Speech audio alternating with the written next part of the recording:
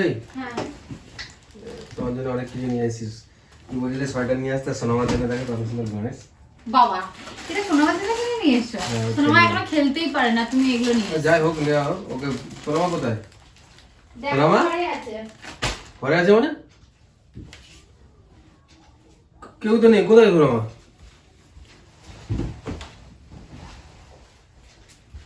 এই হ্যাঁ বলো। সোনামা কোথায়?